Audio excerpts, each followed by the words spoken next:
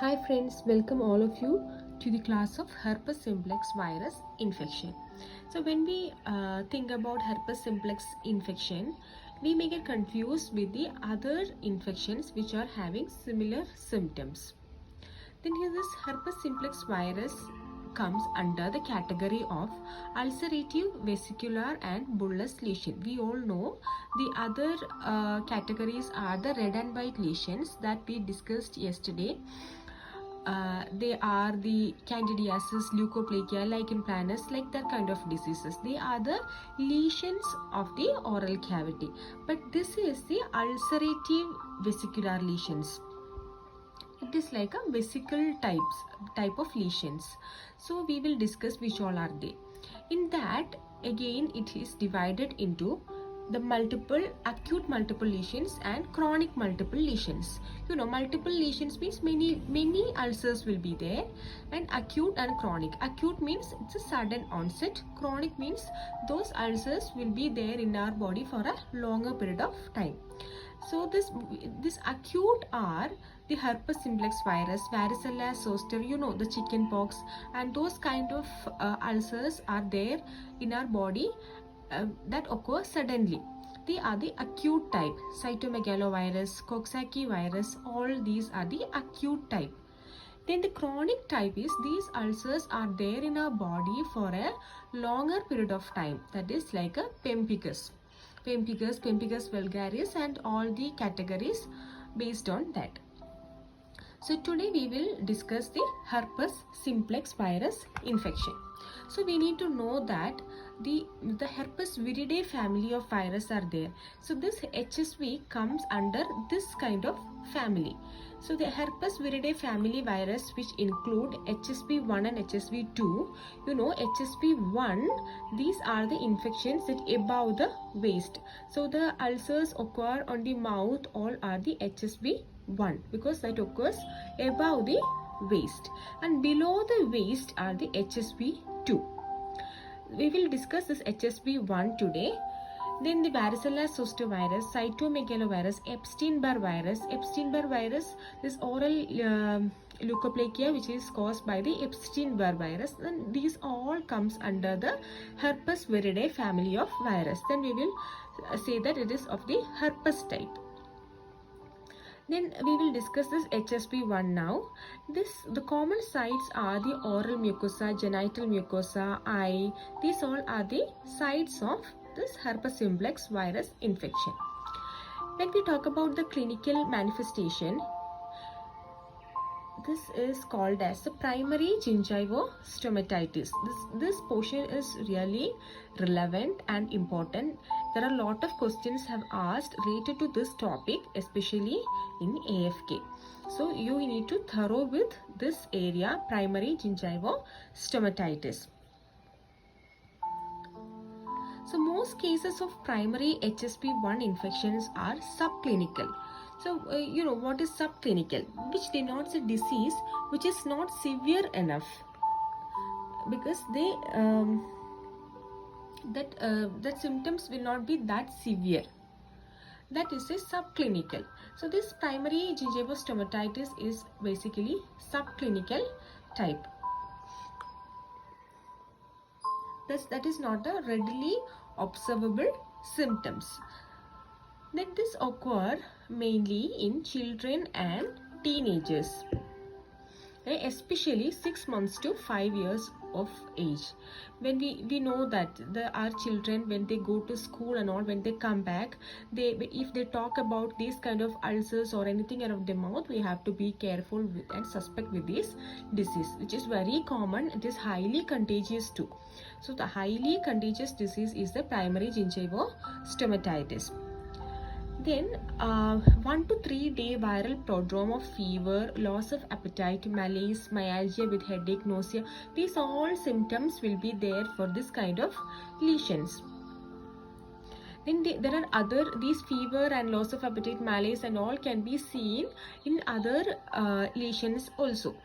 Then the oral pain is the major complaint because of this oral pain, they have that poor oral intake, so sometimes may require hospitalization for hydration. So that is important. So the oral pain will be there for the kids. The next major clinical manifestation is the lymphadenopathy. Lymphadenopathy will be there in this kind of lesions. Also, this is self-limiting, that resolves within 10 to 14 days. It will not go very longer. If that go longer, means we will call this as chronic infections. As this is acute, this will resolve within 10 to 14 days. So these are the major symptoms of primary gingivostomatitis. That should be there in our mind. Then the other area that we need to focus on is the oral findings. So within a few days of viral prodrome, this erythema and cluster of vesicles or ulcers that appear on keratinized mucosa, that is really important, because some other diseases which I am going to discuss later, they may occur or they may happen to see in the keratinized mucosa, especially if we say the aphthous ulcer, that everybody get that aphthous ulcer in one or other time. So that aphthous ulcer occur especially in the non-keratinized mucosa like lips and buccal and labial mucosa, soft palate. So these aphthous ulcers can be seen in these areas. But to differentiate between aphthous ulcer and the herpetic gingivostomatitis is that this herpetic gingivostomatitis can be seen in the keratinized mucosa, that is on the hard palate, attached gingiva and dorsum of tongue. So when the child complained of any irritation or anything in the mouth, we have to see their palate, whether that ulcer is present in the palate. If it is present in the palate, then we can strongly suspect this as a herpes simplex virus. Then this can also be seen in the non-keratinized mucosa too. Then these vesicles, they break into ulcers. First they form as a vesicle, then they break into ulcers of 1 to 5 mm, and they form together as a large ulcer with a scallop border and erythema. And the other important feature is the fiery red gingiva will be there. The gingiva will be fiery red like a diffuse gingivitis. So that strong redness can be seen on their gums. Then the mouth would be extremely painful. So because of that, the eating would be difficult. Then pharyngitis is also the other findings. Swallowing difficulties will be there because of the pharyngitis. So these are the oral findings. These all are the oral findings. So that is important for a dentist. And a lot of AFK questions they asked related to these areas, especially this diffuse gingivitis, all the vesicles, then keratinized mucosa. These all are the area we need to concentrate. Then next is the management.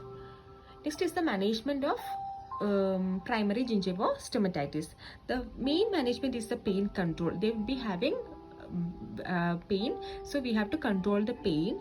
Then we can give the supportive care like hydration, then with the lidocaine we can give, and benzidamine can be give, systemic analgesics, ice chips, and like that. Lot of supportive care can be given to these patients, and definitive treatment too. Then the medication that we can give is the acyclovir, that inhibits the replication. This acyclovir family of drugs is inexpensive and safe and readily available, and it is appropriate for the to treat even the infections definitely, because it reduces the shedding and the progression. So this acyclovir is a drug that can be given to these patients. Then the other important factor is the control of secondary infection. So that is also really important. There are factors that causes the secondary infections that I am going to discuss later. So we have to control the secondary infection, otherwise this may come again in the later stage of their lives. Then when we talk about this primary gingivostomatitis, we have to know the recurrent oral HSV infection. Recurrent oral means reactivation of this HSV. That After primary infection, this virus ascend the sensory axons and then they will sit in the trigeminal ganglion. And when the trigger occurs, like the UV radiation, fever, or trauma, stress, menstruation, if all these favorable factor comes, this trigger the occurrence of the disease again. So this trigger, when trigger occurs, this go to the epithelial mucosal site and then this cause the infection. So that is the important risk factor for transmission. If this recurrent HSV come on the lips, called recurrent herpes labialis. So these all are the informations regarding this. So that is why I told before that when this primary gingival stomatitis is there, we have to be careful to prevent the further spread to a secondary infection. And if that comes on the lips, means that is called the recurrent herpes labialis. And the management is management of this recurrent infection is that we have to reduce the triggering factor. Like you can apply sunscreen when we go out to the sunny area. And the other thing is we can give the antiviral medications also. Then the lab diagnosis. This is really important. HSV isolation mainly is by cell culture or cytology smear. So this cell culture, this is the gold standard test for diagnosing HSV. Yeah, this cell culture. So the questions have asked related to this. So this area you have to be thorough. The cell culture is the lab diagnosis for the for identifying this HSV. And because since it grows readily in the tissue culture, so this is really important. Then these all are about the HSV.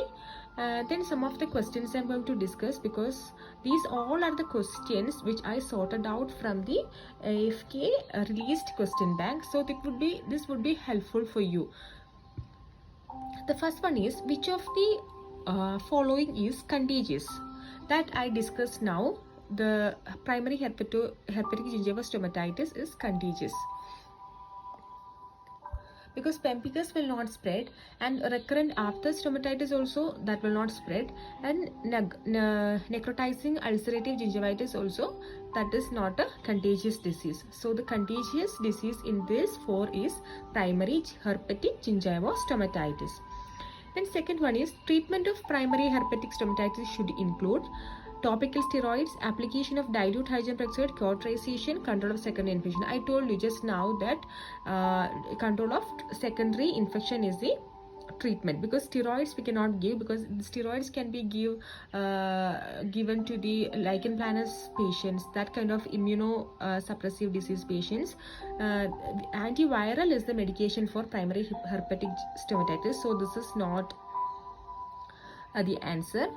Then this application of dilute hydrogen peroxide is also not the answer. Cauterization is not the answer. So the answer is control of secondary infection. And the next question is, a third-year-old, this is not little bit clear, I'll explain now. A third-year-old patient complained of pain of mouth and headache for 24 hours. And clinical examination shows a bilateral painful regional lymphadenopathy and bad breath, vesicles on hard palate or soft palate, gingiva, tongue and lips, temperature 38.5 degrees Celsius, most probable diagnosis. So we discussed now. The pain would be there for this primary gingival stomatitis patient, headache that I discussed. Then I told you that regional lymphadenopathy, that is a major symptoms of the HSV patients, regional lymphadenopathy. Then bad breath, because they cannot, oral pain will be there, so they cannot take food and they cannot brush properly, so bad breath definitely would be there. Then vesicles on hard palate and soft palate. I told you hard palate and soft palate, hard palate are the keratinized area, so this disease can be these ulcers can be seen on the keratinized surface. So the aphthous ulcer is not the answer, because this ulcer is on the hard palate. Then soft palate also, gingiva, tongue and lips.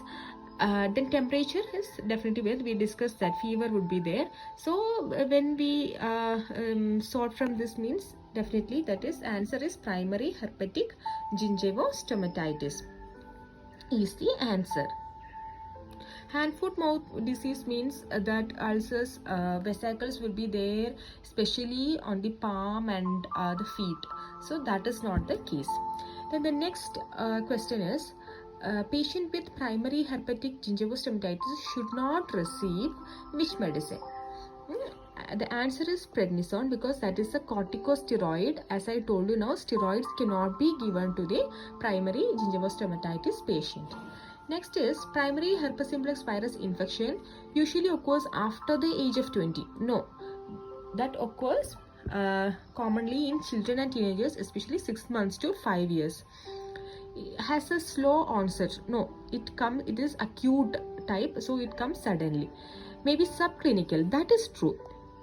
I told you that. I told you before. This is subclinical. And this lasts for 1 to 2 days. No, it can last for more days too. Then affects only on gingiva. No, I told you now it can affect on hard palate, soft palate and everywhere. So the answer is C. The next question is, primary herpetic gingivostomatitis most frequently occurs before age 10 is correct.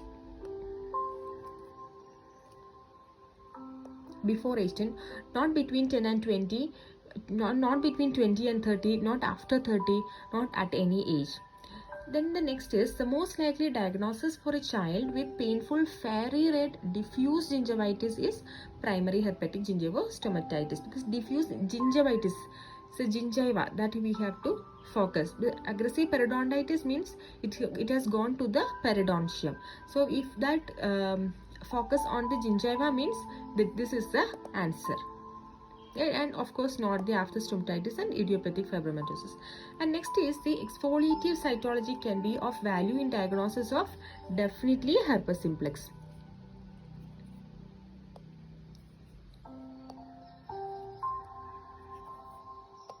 Definitely herpes simplex, because I told here exfoliative cytology, cell culture, that is the gold standard test for diagnosing HSV. So these all are the questions, so you can check it out. And if you have any doubt or anything, if you want to add any information, you can comment me in the comment section. Then I will add a little more information. And next class I am going to discuss with the other topic.